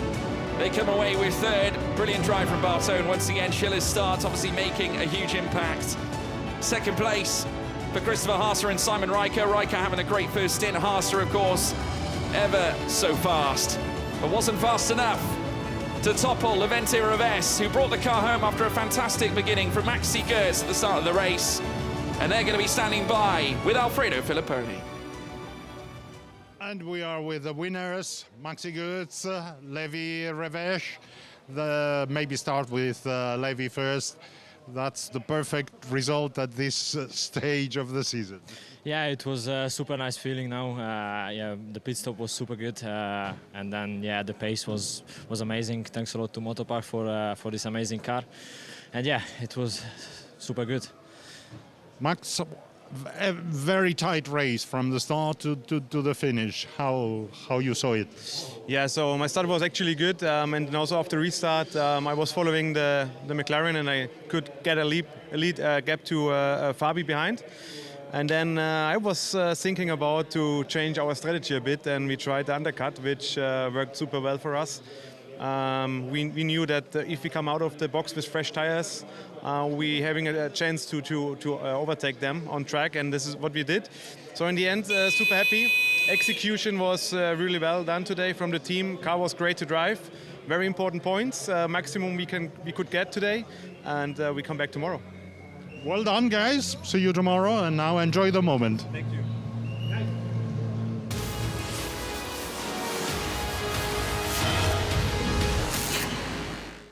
Well, let's see how they did it. Race one in the International GT Open. Great start for Josh Ratikin, who led from pole position in great style. And it was also a brilliant start for Maxi Goertz, managing to keep Yannick Mettler in behind. A great start also for Fabian Schiller, who managed to go side by side all but briefly. Unfortunately, some moments there for the Oregon team Lamborghini further back as it tried to bump its way through the traffic of cars, making its way through turns 1, 2, 3, and later turns 4. But Ratikin led the entirety of that first stint in great style. Eventually, the driver change window came into play. In came Maxi Goertz, Levente Reves coming in as well. A big collision there for Francesco Simonazzi after being met by Philippe Salacada.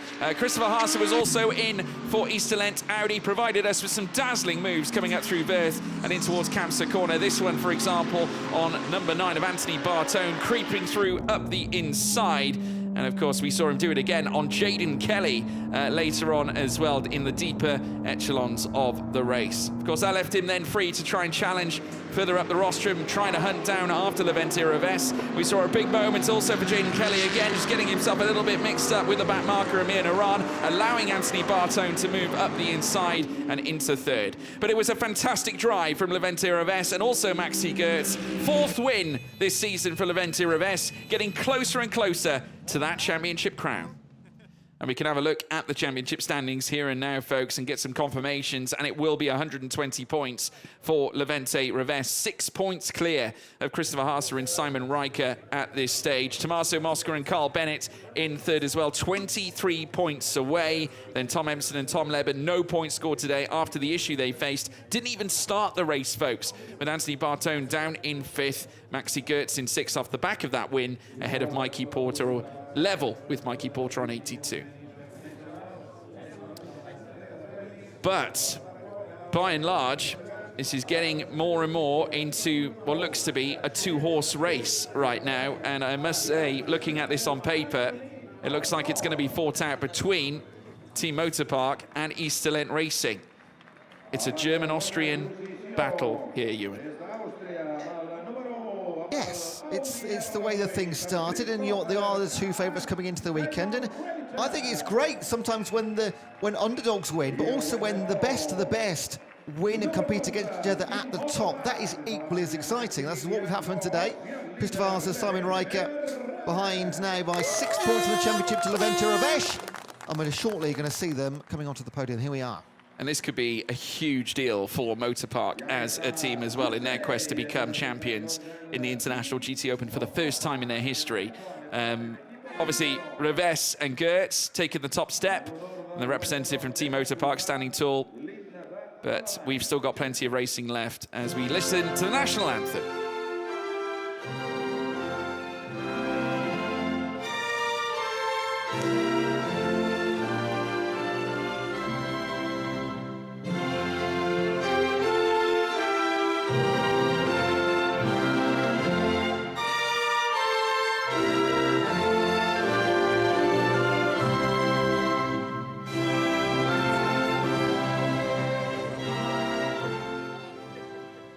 It's been a great season for Maxi Gertz as well. He's been busy in the British GT Championship alike, and now also helping Levente Reves in taking his first International GT Open title in the first year of asking.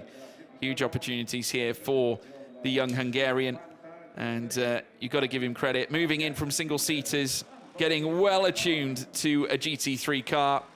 But third place going to Fabian Schiller and Anthony Bartone.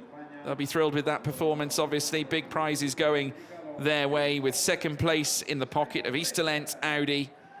Simon Riker and Christopher Haase, reigning champions of the International GT Open. But are we looking at the new future champion of this series? And we made a statement with young drivers coming in. Levente Reves, very much one of those, and lifting the winning trophy aloft alongside Maxi Gertz. We'll have to wait and see. Mr. Santa Maria, of course, boss of the Barcelona circuit, providing the winning trophies to the winning drivers, and the Michelin representative presenting Motorpark with the winning team's trophy. And you never know, could be their year as teams champions alike. They've also represented very strongly in classes elsewhere before. But now a group photo to bring an end to day one of the International GT Open from a pro class perspective. Of course, we still have two other classes to go through, with Pro-Am and Am class as well. Fabian Schiller giving Maxi Gertz and Levente Reves a strong soaking of champagne. There's Peter Riker on the right-hand side, unfortunately on crutches at the moment as he looks to return from a foot injury that he has sustained. It's been a long road to recovery for Paul Peter Riker, and we do send him well wishes for a recovery. I believe from what he told me, it's going to be December, I think, later this year, where he hopes to be back on his 2 feet again properly. But we'll make him do some running for you as well, folks. But behind the scenes, we have got the Pro-Am title race, and can I just say, massive congratulations to Carbon by SBS, Alfredo Filipponi, congratulating them. It's going to be a very signature moment. They've got their own documentary due, Carbon by SBS, by the way, and this could be a warm feature, Ewan, in that said show. I can imagine it will be, yes. It's been a great day all round, but we often talk and focus on the major Open overall championship, but the Pro-Am and the Am, they're equally as exciting and equally as well supported as we can see, and very passionately fought for. Well, they've had their fair share of podiums in their time in the International GT Open. They haven't had a single win yet so far this season in the Pro-Am Championship, but this is going to be one long celebrated by both Dexter Muller and Yannick Mettler. I have no doubt about that. They've had some strong finishes at both Hungaroring and Hockenheimring, but this is on a different level. A race victory for the first time this season, and what a moment for them. Trophies presented now to Valentin Pierberg and Dominic Baumann by mistake. They should have gone to, of course, our Pro-Am P3s. Philip Salakada, Libor Milotta from ISR Audi. Some handshakes being given as well. And Mr. Santa Maria presenting the second place trophies to our Pro-Am P2s as well. Great drive, by the way, from Dominic Baumann towards the very end. Valentin Pierberg getting off to a very strong start. I make them leaders in the championship by 2 points now as well. I make them that way too. I think they've got a great chance of winning the title this year, though Aaron Walker and Steve Jans, I don't think they're out of it just yet. Still plenty of racing to be had. But winners, Dexter Muller, Yannick Mettler. Well done to Carbahn by SPS Performance. But Dexter has certainly grown so much in this championship over the years that he has taken part. And almost doing a semi-Lando Norris there on the platform as the champagne is sprayed. Of course, SPS Performance Carbahn Works are going to celebrate this one. A big hug between Dexter Muller and Yannick Mettler. They have such a great friendship. There's a great group of connections that are celebrated in amongst their team. We can now take a look at the podium at the same time. It's Antal Zygo who will be celebrating a podium and a victory here in AM class alongside Denis Varshek here this time. And Mark Sampson, who ultimately finished in third place alongside Charlie Hollings. You can just see Charlie there on the right-hand side of Mark Sampson. And they're being tasked to head out onto the podium this time. But the championship takes another turn here in AM class as well, Ewan. It does. So our championship leaders, Forgioni and Rugolo, they only led it by 2 points over Mark Sanson. However, finishing fourth today, they've only picked up 4 points. I'm literally writing this down as I speak now. And again, we might have another change here. So, I mean, this one, out of anything, the AM classification is a 2-horse race. Just 2 points, and then 50 points back to Alex West, the Swede, with 42. It's first win this season for Max Hess as well, whose best result came back at Red Bull Ring in race 1. And great to see the Racing Trevor BMW team celebrating some success. Great to see a BMW back on the grid as well in the International GT Open. The third place trophy being presented to Charlie Hollings and Mark Sampson. Can I confirm now as well, that is tied at the top of the championship. I didn't want to say it until I'd done my math, but I believe that is I was going to say, it's 2 points difference usually, isn't it, between Ps 3 and Ps 4. So they are now tied, going into 2 races to go. And second place for Amir Naran, who was flying solo here this weekend for Vimana by Get Speed. And of course, we'll have our race winners. Mark Sampson did very well to catch that then, nearly dropped it. But it's Antal Zygo and Denis Varshek. First win for them this season and for Racing Trevor. Fabulous moment there for those two. And the champagne will be sprayed, folks. But that brings an end to day 1 in the International GT Open. Don't forget, though, join us back again for qualifying 2, which will be coming up early tomorrow morning ahead of race 2 to end the Barcelona round. But from all of us here at Barcelona, here on day 1, we'll see you tomorrow. Goodbye.